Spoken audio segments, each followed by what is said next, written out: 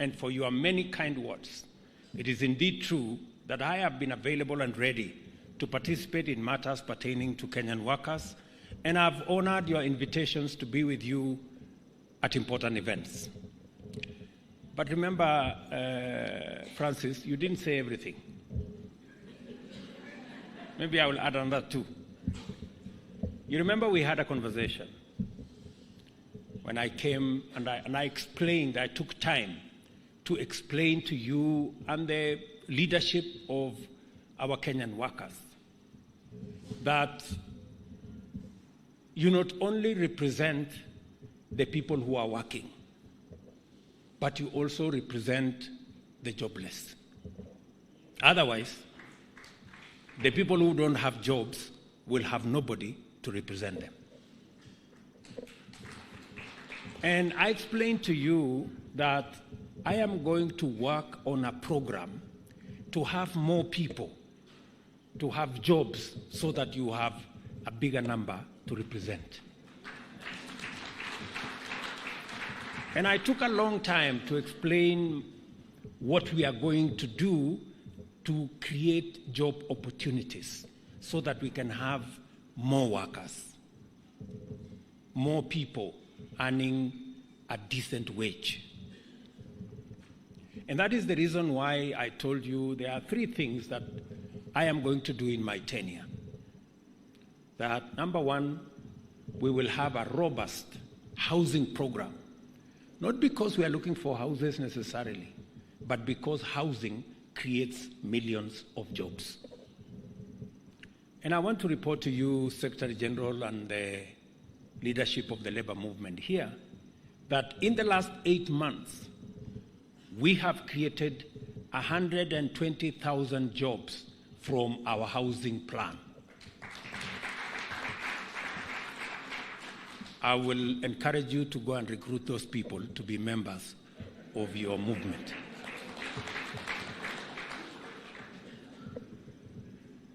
Number 2, we are also going to create more jobs around the digital space, the technology space. As I talk to you, Parliament today is passing the NGCDF bill that will create opportunity for ICT hubs in every ward in Kenya, because we are seeking to create digital jobs in every village in Kenya. Again, so that we can have more members of this movement.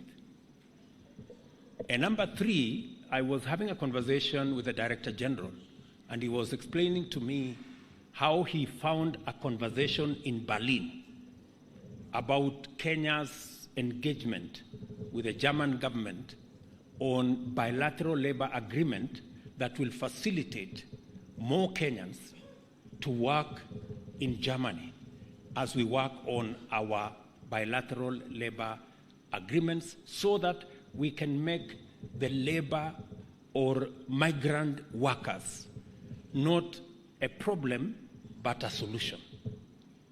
So again, we are working in that space to increase the number of people, whether they are working locally, whether they are working in foreign, and whether they are working in remote locations. The whole concept is to create more workers, so that because Kenya is a country of workers. So that commitment I have made, and as I told you, I have kept that commitment. We now have 120,000, and my plan is that by 2027, you will have 500,000 people working. That is the plan. I know the court have said we should go and readjust the law to make it aligned appropriately. That we are going to do, so that the 120,000 people can become 200,000 and can become 500,000 in the next 5 years. Because if we don't engage these people in productive work, they will become a very big challenge to all of us. the young people out there, unless we create real opportunities. And you know, we used to talk about we're going to grow the economy and the economy is going to create jobs. It's now beyond that. We have to be deliberate. We have to be intentional about where we are going to create those jobs. Number two, you remember we had a conversation and you guys told me about old age poverty. And you gave me very stark and serious statistics.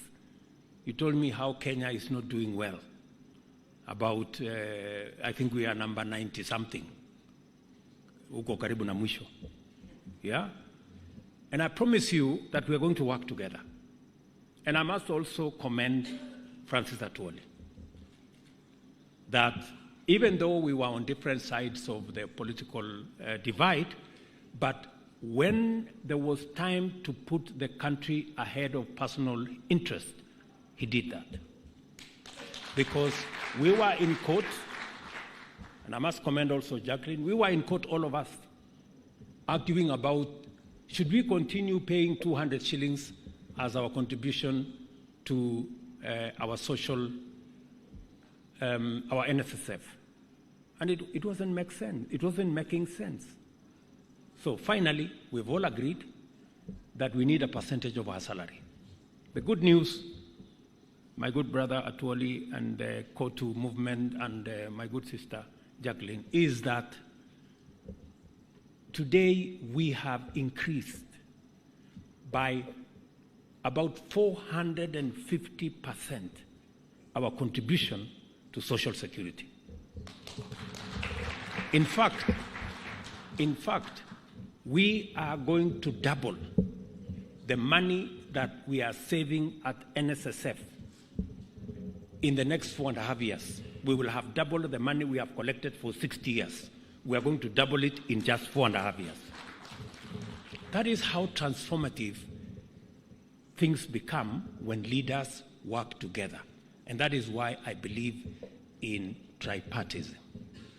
It works best when employers, when workers, and when governments work together.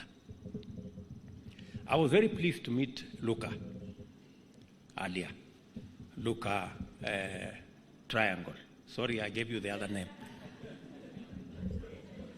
And I was fascinated by his name until he came to talk here, and his first point was about people striking. So I started to wonder, has this man come to organize a strike in Nairobi?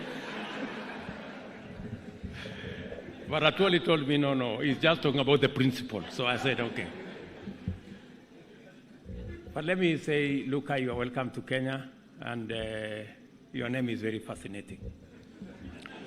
The reason for this is that our governing mandate, which is based on the bottom-up economic transformation agenda, identifies the radical enhancement of productivity of labor as the engine for our nation's economic takeoff.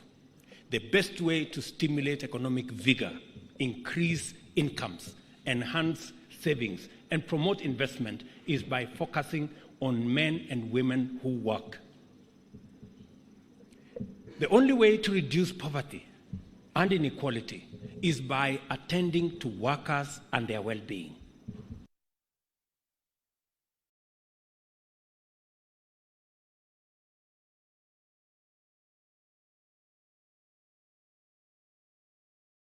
To ensure that workers have decent jobs, income and remuneration, which rewards skill and productivity, a robust social support, including healthcare and dignified retirement, and a macroeconomic environment which effectively manages the cost of living through sustainable interventions and especially support for greater production. And it is the same, I made a commitment that we are going to enhance our productivity and our production, especially in agriculture. I'm very happy that this year our agricultural production has gone up by 40% because of the interventions we are making, so that we can walk the journey